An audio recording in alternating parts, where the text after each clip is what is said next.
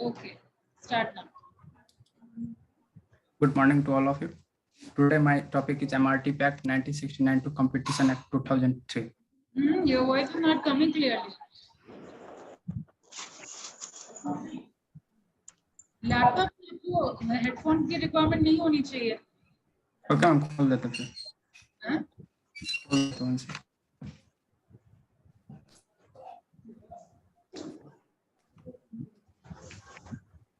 Hello, good morning to all of you.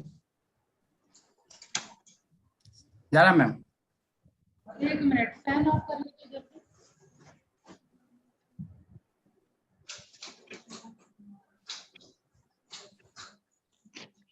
ठीक है. हाँ, स्टार्ट ना.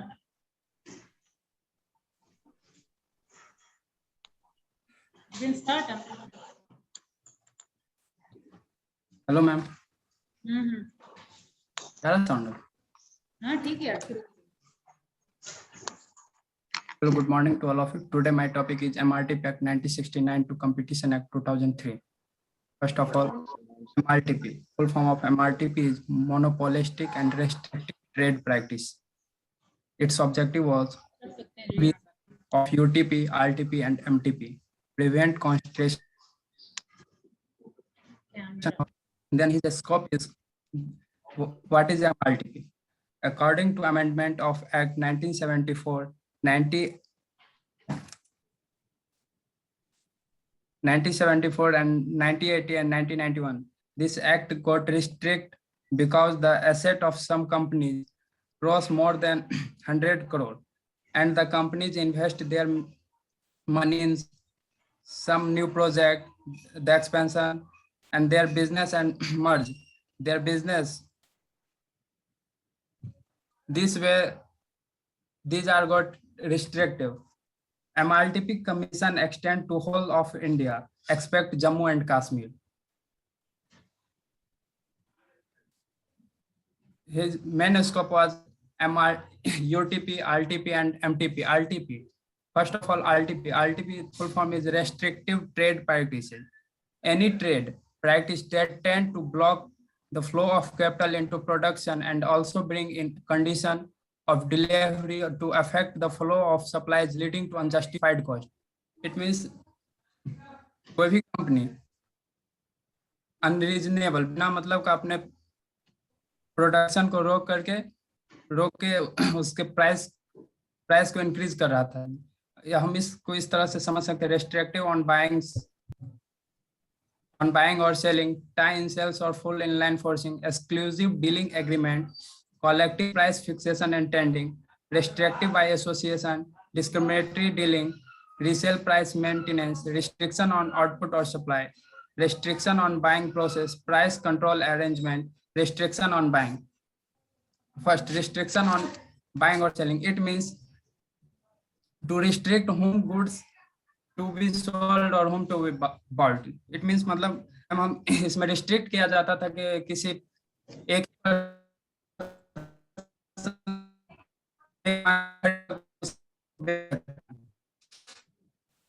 second tie sales full इसमें कुछ जैसे नहीं पड़ेगा compulsory along with goods such as orange drink with cola drinks. Drink ले रहे हैं, exclusive dealing agreement. It means मैं अगर कोई प्रोडक्ट कोई बना रहा है, हमको भी बनाना है, तो उससे मुझे एक एग्रीमेंट लेना होगा, फिर तब वो प्रोडक्ट हम बना सकते हैं. Collective price fixation and tending.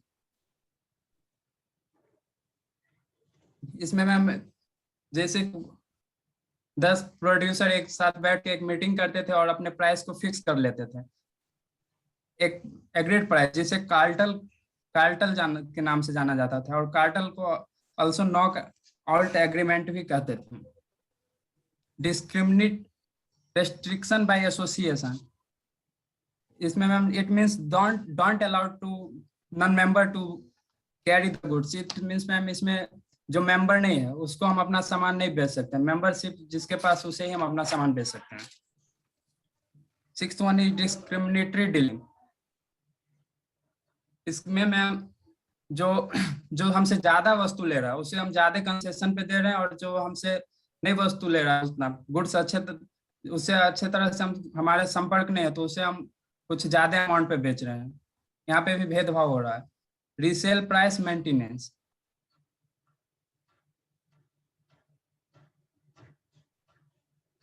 इस इसमें मैम जैसे हम अपने वस्तु को किस कोई और हमसे लिया, वो एक फिक्स प्राइस पे ही बेच सकता है, उसे को नहीं वो और प्रॉफिट गेन कर सकता ना लॉस। रिस्ट्रिक्शन ऑन आउटपुट और सप्लाई, इसमें मैम इसमें किसी भी सप्लाई का इनपुट और आउटपुट मतलब कितना हम अपना एक यूनिट कितना यूनिट हम प्रोड्यूस कर सकते हैं, कितना निकाल सकते हैं, बस इसमें ये रिस्ट्रिक्ट था। रीसेल प्राइस मेंटेनेंस फिर से बोलिएगा ma'am resale 7 point. yes ma'am, an agreement to limit withhold or restrict the output or supply or any goods, it means ma'am इसमें हम कितना प्रोडक्ट सप्लाई कर सकते हैं और कितना प्रोडक्ट मैन्युफैक्चर, जैसे किसी के पास लिमिट है। 7 point price maintenance, resale price maintenance.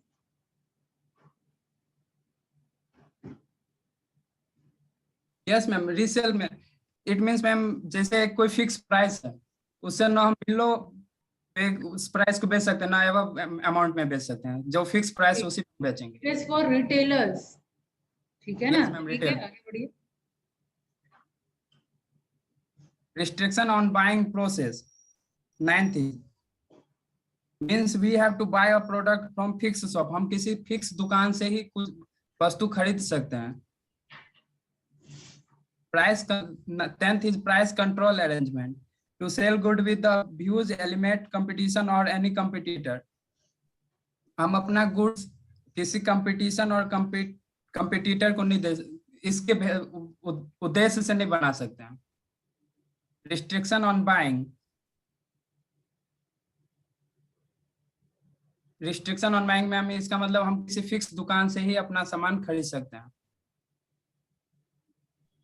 Second one is UTP, unfair trade practice, a trade practice which for the purpose of promoting the sale, use or supply of any good for the provision of any service adopts any unfair method, इसका ma'am means ma'am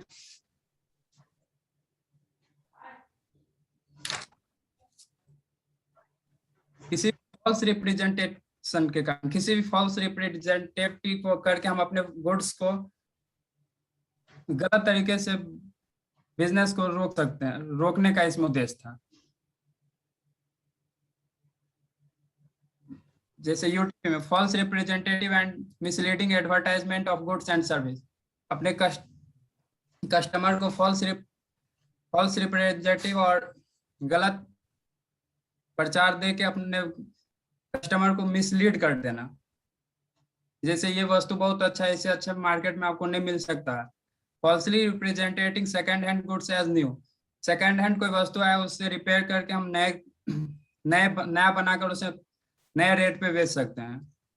false claim और representative regarding price of goods and service,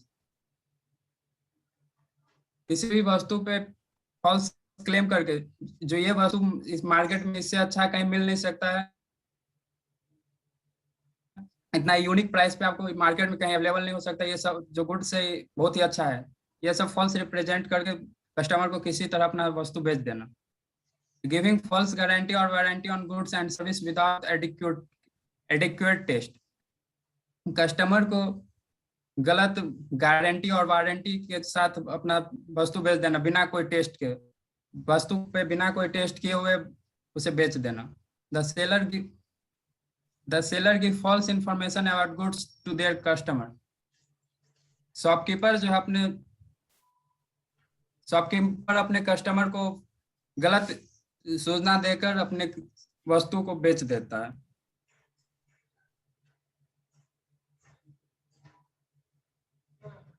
third one is ma'am MTP, full form monopolistic trade and practices. MTP, any trade practice which seek to prevent competition and which result is high price. इसमें मैं unreasonable, इसका main हुआ unreasonable, बिना मतलब का, बिना किसी कारण का इसमें कंपटीशन तरह करना। जैसे मेरे पास वस्तु है बट उसको रोक के मार्केट में सप्लाई, उसका डिमांड हाई कर देना। सप्लाई हम देने रहे, डिमांड हाई होगा तो अनरीजनेबल प्राइस बढ़ेगा। जैसे unreasonable high price, limited technical development, limited capital investment, lower quality of good and service, preventing और lessening competition. Unreasonable high price ma'am first, it means ma'am सब वस्तु है बट उसको stock करके उसका सप्लाई नहीं करे। जब उस डिमांड बढ़ेगा तो हम हाई प्राइस पे अपना वस्तु, सब हाई डिमांड, हाई प्राइस पे हम अपना वस्तु बेच सकते हैं। लिमिटिंग टेक्निकल डेवलपमेंट, टेक्निक है विभाग तो उसका उपयोग न करके हम अपने वस्तु को लो क्वालिटी में बना रहे हैं, जिससे लागत कम लग रही है और उसका प्रॉफिट अधिक आ रहा है। लिमिटिंग कैपिटल इन्वेस्टमेंट, इसमें कैपिटल दोनों का मैम सेम। और लिमिटिंग कैपिटल इन्वेस्टमेंट, इसमें मतलब कम लागत लगा के खराब वस्तु बना के उसके अधिक लागत में निकालना। Lower quality of good and service, जब भी हम कम लागत से वस्तु बनाएंगे तो उसका क्वालिटी लो होगा और बट उसे अच्छे सर्विस देके निकाल दिया जाता है। कंपटीशन, इतना सारा जब हो रहा है तो मतलब मार्केट में कंपटीशन कम कर देना। Governing body is a group of people that has the authority to exercise governance over an organization or political entity to make binding decision in a given political system such as state by establishing laws. Chairman में, इसका chairman जो होता है high court जज, इसका qualification है, qualification was high court जज के रैंक का जो क्वालिफिकेशन वही इसमें हो सकता है। इसमें मेंबरशिप हो सकता है 2 से और 8 के बीच में ही इसमें मेंबरशिप होंगे। और इसका जो भी इसके चेयरमैन होंगे वो 65 ईयर के ऊपर नहीं हो सकते हैं, बिलो 65।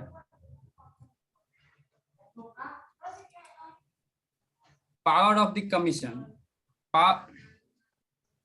फिर इसके पावर क्या है? तो summoning and enforcing the attendance of any witness and examining him on oath. Court किसी भी व्यक्ति को किसी भी समय विटनेस में बुला करके उससे सारा कुछ पूछ सकती है। Discovery and production of any document और अदर मटेरियल ऑब्जेक्ट, कोई भी पर्सनल डॉक्यूमेंट कोर्ट उसे अपने सामने उपस्थित करने को बोल सकती है और करना होगा। अगर वो झूठ बोलती है तो उसे IPCI 163 और 193 और 228 के तहत उसे जेल भी हो सकती है। प्रोड्यूसिबल एज एविडेंस, इसका मैम इसमें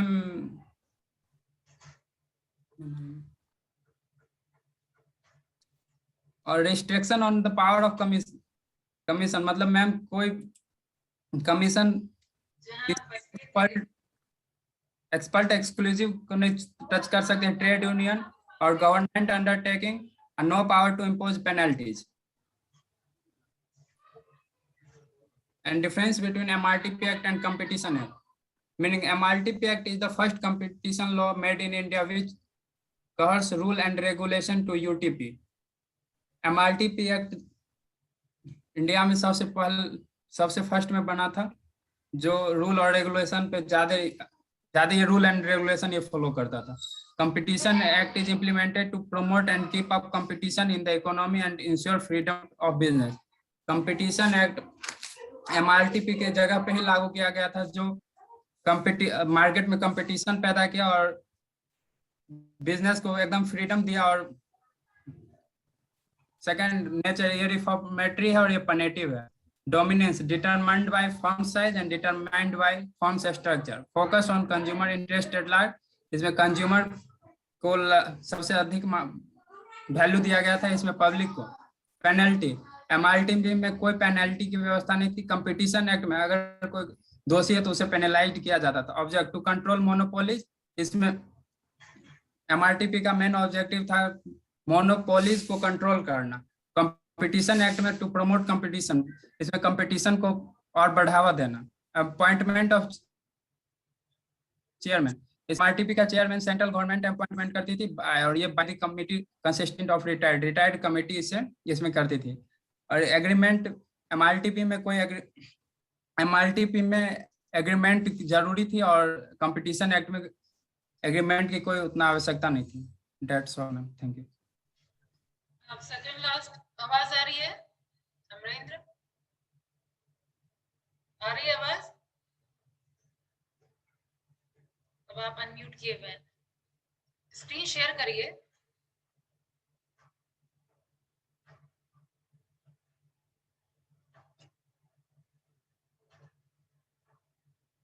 स्क्रीन शेयर करिए अमरेंद्र।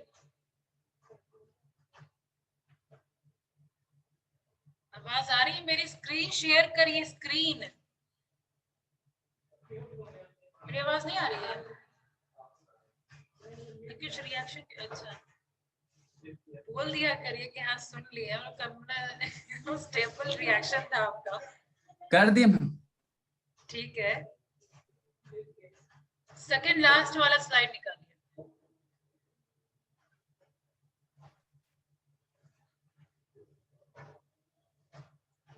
सेकंड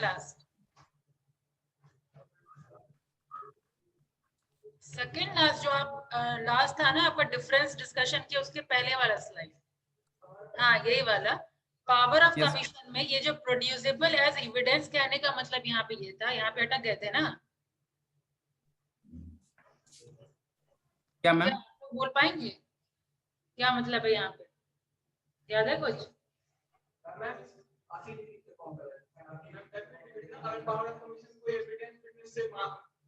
हाँ, उसके पास पावर है कि वो कोई भी एविडेंस मांग सकता है।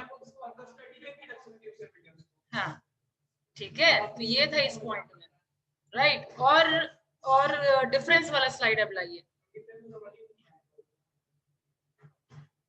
हाँ, अब ये थोड़ा रिफॉर्मेटरी और प्यूनिटिव को एक्सप्लेन करिए। What do you mean by reformatory और प्यूनिटिव? अनम्यूट करके। इसमें कंफ्यूजन मैम नेचर में, बस ये नहीं तो।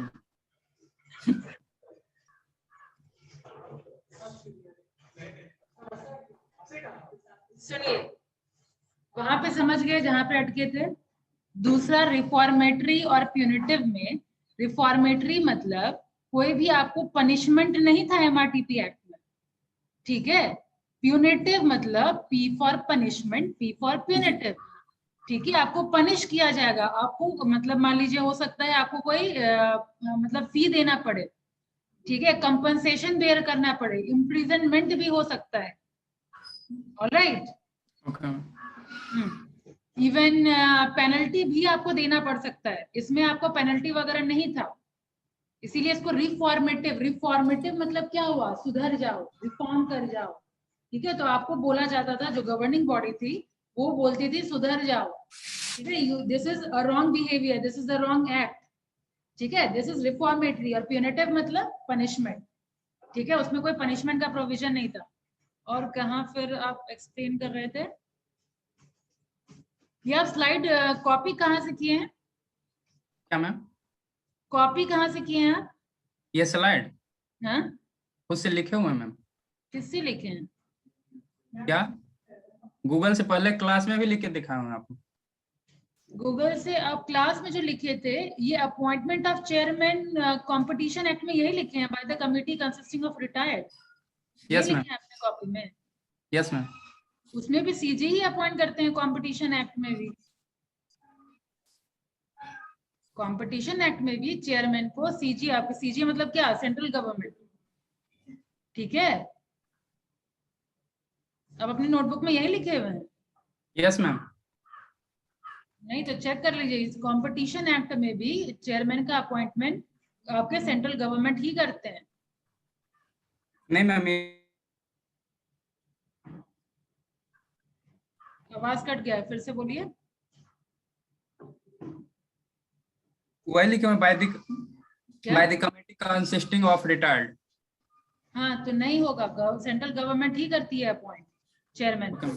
इवन अपॉइंट, मैम इवन हटाने का भी उनके पास पावर होता है।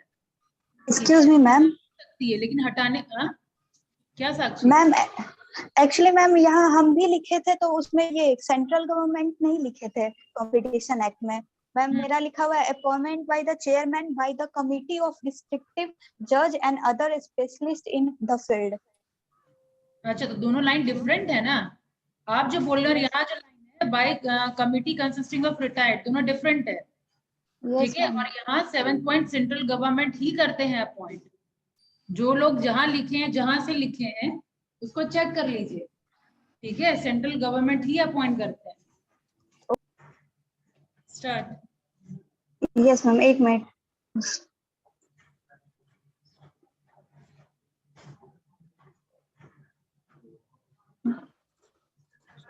Good afternoon, everyone. So my presentation topic is joint stock company. So first of all, what is joint stock company? Yeah, according to the Professor Henley, joint stock company is a voluntary association of individuals for profit having capitals divided into transferable shares. It means that according to Professor Henley, joint stock company voluntary association है, मतलब अपनी मर्जी से start किया गया हुआ association है जो कि प्रॉफिट के लिए है और उसमें कैपिटल्स है जो कि डिवाइड होते हैं शेयर जो कि इजीली ट्रांसफरेबल है। Okay. In a word of Justice Lindsay, by a company is a made of association of many persons whom contribute money and employ it for some common purpose. It means Justice Lindsay के word में company वो है कि इनका भी यही कहना है कि एसोसिएशन है जो मैनी पर्सन का जो कि अपना मनी कंट्रीब्यूट करते हैं और कोई कॉमन पर्पस के लिए, मतलब common purpose in a sense के प्रॉफिट के लिए। और chief justice Marshall of USA has defined joint stock company as an artificial person, invisible, entangled, and existing only in the eye of law. It possesses only those property which the charter of its creation confers upon it, either expressly or an incident to its very existence. तो chief justice martial USA के define करते हैं joint stock company को कि ये एक artificial person है जो कि इनविजिबल है, इंटेंगल है और existing only in the I of law. It means that कि वो एक आर्टिफिशियल पर्सन है। वो क्या कहते हैं उसका ये उसको हम मतलब वो आई लॉ के नजर में वो एक पर्सन है लेकिन ऐसे उसका कोई Sakshi, I think you can give in English.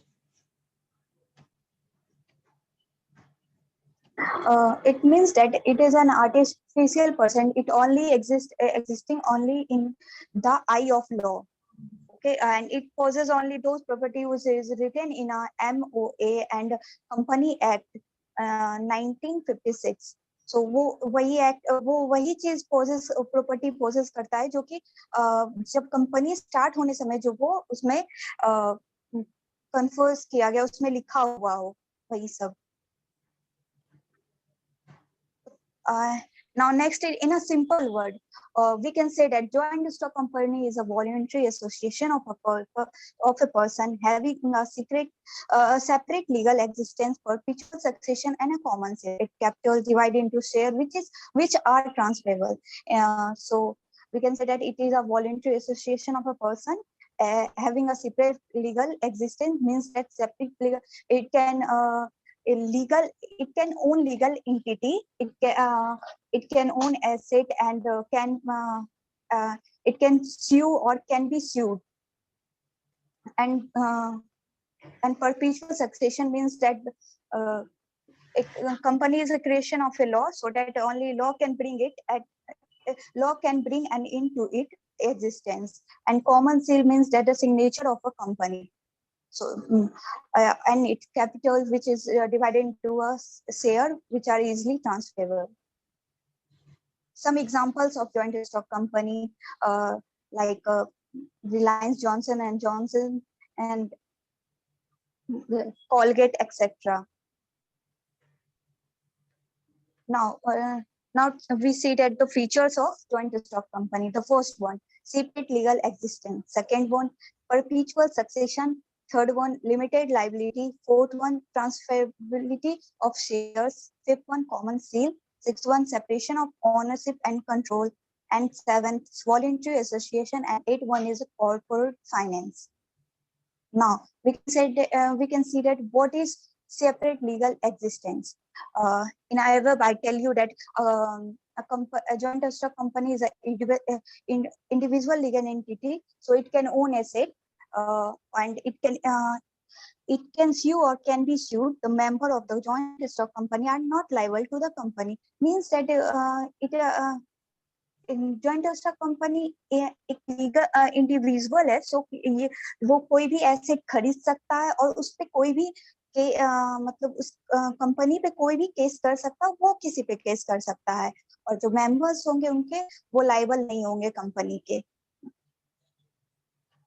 Second one is perpetual succession. A company is a creation of a law, and only the law can bring an end to its existence. Its life does not depend on the life of its member. Member may comes and go, but the company go until it is wound up. So that perpetual succession means that कि वो ये एक creation of law company creation of law है, तो वो एक law can bring an into it existent, और members के लाइफ से कंपनी को नुकसान नहीं होगा. If the member can die doesn't mean the company wound up हो जाएगी. ये तभी वाउंड अप होगी जब इस लीगली हो सकती है. इस पे ऐसे ही नहीं कि मेंबर अगर मेंबर चाहे चले गए तो कंपनी बंद हो जाएगी, ऐसा कुछ नहीं है. किसी मेंबर के जाने से कंपनी को कोई नुकसान या कुछ नहीं होता है.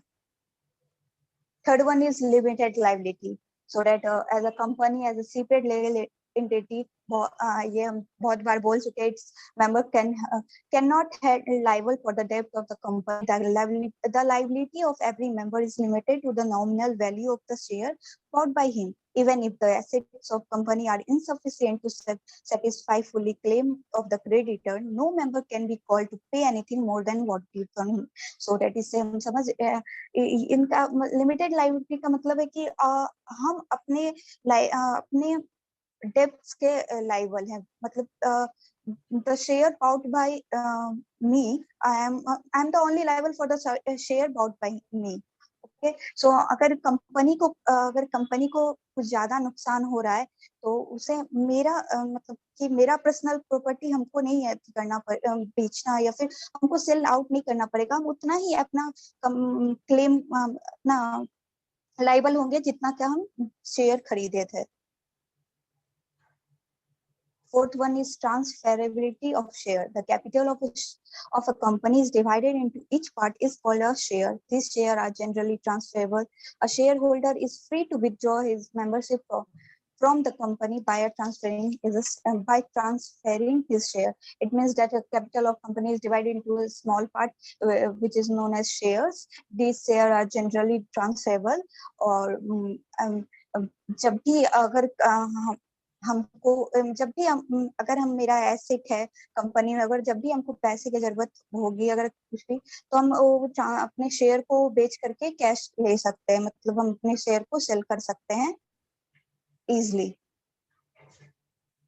Fifth one is common seal. A common seal is the official signature of the company. Being an artificial entity, a company cannot act and sign itself. Therefore, it acts through a human being. All the act of the company, all important document authorized by its common seal as a token of the company approval. Means that कि common seal is a official signature हो गया company का, जिसको हम Hindi word में मोहर भी बोलते हैं. और इसके बिना कि कोई भी डॉक्यूमेंट पब्लिक नहीं हो पाए, मतलब कोई भी डॉक्यूमेंट ऑथराइज नहीं होगा, अप्रूवल चाहिए होता है कंपनी का. वो अप्रूवल वो कॉमन सील के मतलब सिग्नेचर के थ्रू देता है, क्योंकि ये आर्टिफिशियल एंटिटी है, इस वजह से. 6 is a separation of ownership and control. Members have no right to participate directly in the day-to-day management of a company. They elect their representative called director who manage the company affair on behalf of the members. So that इसमें member separate होता है honour और control. Control होता है management के हाथ में, और ऑनर जो कि मेंबर्स वो क्या कहते हैं डे टू डे मैनेजमेंट में पार्ट नहीं लेते हैं। उसके लिए उन्होंने वो खुद ही इलेक्ट करते रिप्रेजेंटेटिव, जिसको बोर्ड ऑफ डायरेक्टर करते, वो मैनेज करते हैं बिहाफ ऑफ द मेंबर की कंपनी को मैनेज करते हैं। 7th one is voluntary association. A joint stock company is a voluntary association of a certain person formed to carry out a particular purpose in a common member of a company, joint it and leave it at their own free. Means that कि वो उन पे कोई मतलब वो अपने own free will pay वो join करते हैं और लीव कर सकते हैं। उन पे कोई दबाव नहीं है कि वो ज्वाइन किए ही रहे और लीव भी कर जाएं, ऐसा कुछ नहीं है। वो उनका मतलब कि अगर मेंबर को जब मन करेगा वो कंपनी में इन्वेस्ट करेंगे, जब मन करेगा वो हटा सकते हैं।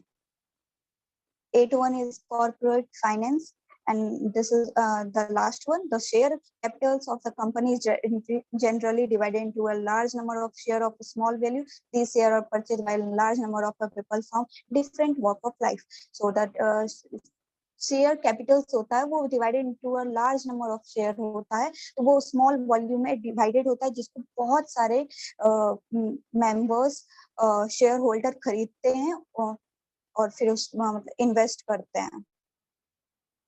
Okay, so now it's we look out the merit of joint stock company. तो जब भी कंपनी या कुछ ऐसे होता है तो उसका कुछ लिमिटेशन होता है, कुछ मेरिट होता है, कुछ डिमेरिट होता है। तो मेरिट देखते हैं। First one is limited liability, second one is transferable interest, third one is perpetual existence, fourth one is large amount of capital, fifth one is efficient management. So first one is limited liability. They only liable for the share bought by him. No member can liquidate the personal asset to pay the debt of the firm.